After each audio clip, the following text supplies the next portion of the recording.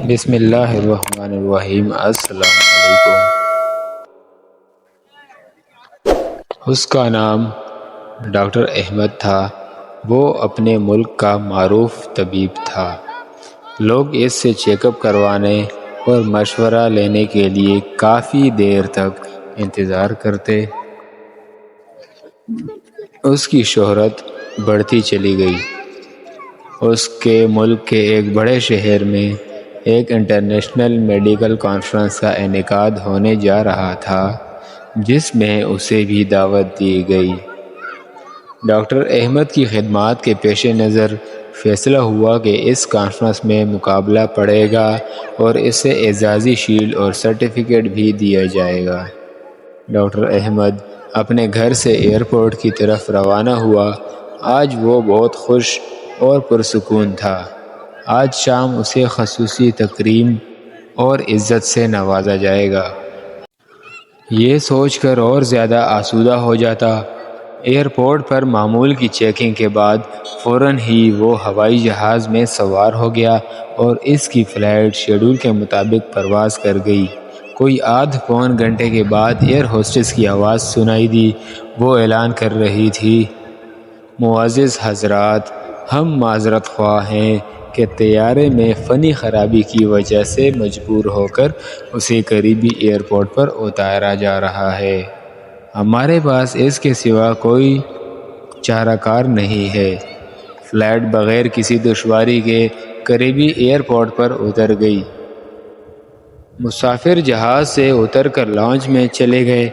Doctor Ahmad بھی دیگر مسافروں کے ساتھ طیارے کے درست ہونے کا انتظار کرنے لگے۔ تھوڑی دیر بعد ایئرپورٹ اتھارٹی نے اعلان کیا کہ خرابی درست ہونے کا فوری امکان نہیں ہے۔ مسافروں کو متبادل طیارہ آنے تک انتظار کرنا ہوگا۔ نیا طیارہ کب آئے گا کسی کو بھی علم نہ تھا، پر کچھ دیر بعد اعلان ہوا کہ متبادل طیارہ کل ہی آ سکتا ہے۔ ہم اس زحمت کے لیے معذرت خواہ ہیں۔ ڈاکٹر احمد کے لیے یہ اعلان نہایت تکلیف دہ اور چونکا دینے والا تھا۔ آج کی رات تو اس کی زندگی کی بہت اہم رات تھی۔ وہ کتنے ہفتوں سے اس کا منتظر تھا۔ اس کی تکریم ہونے والی تھی۔ وہ کرسی سے اٹھا اور ایئرپورٹ کے اعلیٰ افسر کے پاس جا پہنچا، اپنا تعارف کروایا اور کہا، میں انٹرنیشنل معیار کا ڈاکٹر ہوں۔ میرا ایک ایک منٹ قیمتی ہے۔ مجھے آج رات فلاں شہر میں مقابلہ پڑھنا ہے۔ پوری دنیا سے مندوبین اس سیمینار میں شرکت کے لیے آئے ہوئے ہیں اور آپ لوگ ہمیں مزاح سنا رہے ہیں کہ متبادل طیارہ 16 گھنٹے بعد آئے گا۔ متعلقہ افسر نے جواب دیا، محترم ڈاکٹر صاحب، ہم آپ کی عزت اور قدر کرتے ہیں۔ ہمیں آپ کی اور دیگر مسافروں کی مشکلات کا بخوبی اندازہ ہے، لیکن یہ ہمارے بس کی بات نہیں اور نہ ہی نیا طیارہ فراہم کرنا میری ذمہ داری ہے۔ البتہ وہ شہر جہاں آپ کو کانفرنس میں شرکت کے لیے جانا ہے، زمینی راستے سے فقط 3-4 گھنٹے کی مسافت پر ہے۔ اگر آپ کو بہت جلدی ہے تو ایئرپورٹ سے کرائے پر گاڑی حاصل کریں اور خود ڈرائیو کرتے ہوئے مطلوبہ شہر پہنچ جائیں۔ ڈاکٹر احمد لمبی ڈرائیونگ پسند نہ کرتا تھا، مگر مجبوری تھی۔ اس کے پاس کوئی متبادل صورت بھی تو نہیں تھی۔ اس نے آفیسر کے مشورے کو پسند کیا اور کار کرائے پر لے کر متعلقہ شہر کی جانب روانہ ہو گیا۔ اس نے کچھ ہی فاصلہ طے کیا تھا کہ اچانک موسم خراب ہونا شروع ہو گیا۔ آنا فانا سیاہ گھنے بادلوں نے آسمان ڈھانپ لیا۔ تیز آندھی اس پر مستعد ہوئی۔ دیکھتے ہی دیکھتے زوردار بارش شروع ہو گئی۔ اندھیرا چھا گیا اور آہستہ آہستہ وہ راہ سے بھٹکنے لگا۔ اس کی گاڑی کا رخ کسی غلط سمت مڑ گیا۔ موسم کی خرابی کے باعث اسے اندازہ ہی نہ ہو سکا کہ وہ کدھر جا رہا ہے۔ 2 گھنٹے کی مسلسل ڈرائیونگ کے بعد اسے یقین ہو گیا کہ وہ راستے سے بھٹک چکا ہے۔ بھوک اور تھکاوٹ کا احساس بھی اسے ستانے لگا۔ اس کے پاس کھانے پینے کی کوئی خاص چیز بھی نہیں تھی۔ کسی محفوظ ٹھکانے کی تلاش اس کے دل و دماغ پر سوار تھی، جہاں کھانے پینے کی کوئی چیز مل سکے۔ اور رات کا اندھیرا پھیلنا شروع ہو گیا۔ وہ ایک چھوٹے سے گاؤں کے پاس گزرا اور غیر شعوری طور پر اپنی گاڑی ایک معمولی سے گھر کے سامنے روک دی۔ اس کا ہاتھ گھر کے دروازے پر تھا، وہ اسے کٹکھٹا رہا تھا۔ اندر سے ایک بوڑھی عورت کی نحیف و ناتواں آواز اس کے کانوں میں پڑی، جو کہہ رہی تھی، بیٹا جو بھی ہو اندر آ جاؤ، دروازہ کھلا ہے۔ ڈاکٹر احمد گھر میں داخل ہوا تو دیکھا کہ ایک بوڑھی عورت متحرک کرسی پر بیٹھی ہے۔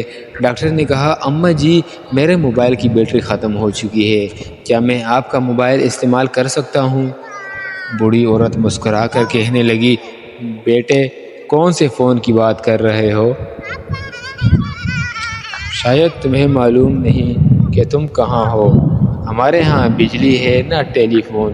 یہ تو ایک چھوٹا سا گاؤں ہے جہاں شہری سہولتوں کا کوئی تصور نہیں ہے۔ میرے بیٹے، وہ سامنے میز پر چائے اور کھانا رکھا ہے، لگتا ہے کہ تم بھوکے اور پیاسے ہو، راستہ بھٹک گئے ہو۔ تم پہلے کھانا کھا لو، پھر بات کرتے ہیں۔ تمہارا سفر بھی خاصا طویل ہے۔ ڈاکٹر احمد نے اس بوڑھی خاتون کا شکریہ ادا کیا اور کھانے پر ٹوٹ پڑا۔ سفر کی تھکاوٹ کے ساتھ اسے شدید بھوک بھی ستا رہی تھی۔ اچانک بوڑھی عورت کی کرسی کے ساتھ والی چارپائی پر حرکت ہوئی اور ایک معصوم نے رونا شروع کر دیا۔ بوڑھی نے اس بچے کو تھپک کر سلایا اور اسے دعائیں دینا شروع کی۔ وہ اس بچے کی صحت اور سلامتی کے لیے لمبی لمبی عاجزانہ دعائیں کر رہی تھی۔ ڈاکٹر احمد نے کھانا کھایا اور خاتون سے کہنے لگا، اماں جان، آپ نے اخلاق، کرم اور مہربانی سے میرا دل جیت لیا ہے۔ آپ لمبی لمبی دعائیں مانگ رہی ہیں، مجھے امید ہے کہ اللہ تعالیٰ آپ کی دعائیں ضرور قبول کرے گا۔ میرے بیٹے، وہ بڑھیا گویا ہوئی، میرے اللہ نے ہمیشہ میری دعائیں سنی اور قبول کی ہیں۔ بس ایک دعا باقی ہے جو میرے ضعف ایمان کی وجہ سے پوری نہیں ہوئی۔ تم تو مسافر ہو، تم دعا کرو کہ وہ قبول ہو جائے۔ ڈاکٹر احمد کو اشتیاق پیدا ہوا، کہنے لگا، اماں جان، وہ کون سی دعا ہے جو قبول نہیں ہوئی؟ آپ مجھے اپنا کام بتائیں، میں آپ کے بیٹے کی طرح ہوں، انشاءاللہ میں ضرور پورا کروں گا، آپ کی خواہش کا پورا احترام کروں گا۔ وہ خاتون کہنے لگی، میرے عزیز بیٹے، وہ دعا اور خواہش میرے اپنے لیے نہیں بلکہ اس یتیم بچے کے لیے ہے جو میرا پوتا ہے۔ اس کے ماں باپ فوت ہو چکے ہیں اور اسے ہڈیوں کی ایک بیماری ہے جس کی وجہ سے یہ چلنے پھرنے سے معذور ہے۔ میں نے اس کے بہت علاج کروائے ہیں، بڑے بڑے ڈاکٹروں کے پاس لے کر گئی ہوں، مگر تمام ادبا اس کے علاج سے عاجز آ گئے ہیں۔ لوگوں نے مشورہ دیا کہ اس ملک میں احمد نام کا ایک ڈاکٹر ہے جو اس مرض کے علاج کا ماہر ہے۔ اس کی شہرت دور دور تک ہے، وہ بڑا مانا ہوا سرجن ہے جو اس کا آپریشن کر سکتا ہے، مگر وہ تو یہاں سے بہت دور رہتا ہے، اس تک پہنچنا کوئی آسان کام تو نہیں۔ تم میری حالت دیکھ رہے ہو، میں عمر رسیدہ ہوں، کسی وقت بھی بلاوا آ سکتا ہے۔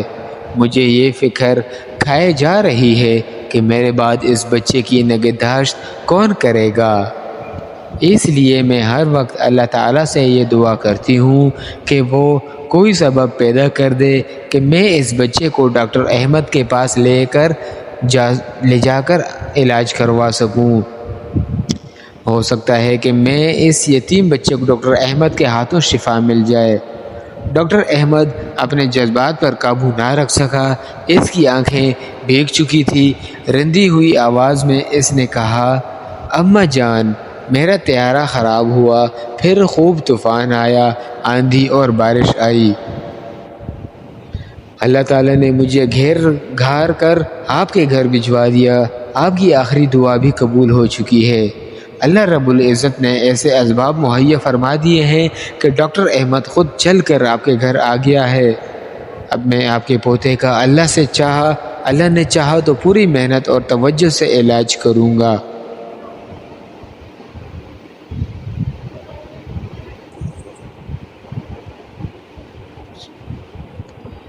بے کس کی پکار کو جب کہ وہ پکارے کون قبول کر کے سختی کو دور کر دیتا ہے اور تمہیں زمین میں جانشین بنا دیتا ہے۔ کیا اللہ کے ساتھ کوئی اور بھی معبود برحق ہے؟ تم لوگ بہت کم نصیحت و عبرت حاصل کرتے ہو۔ امید کرتا ہوں آپ کو ویڈیو پسند آ گئی ہوگی۔ اللہ حافظ۔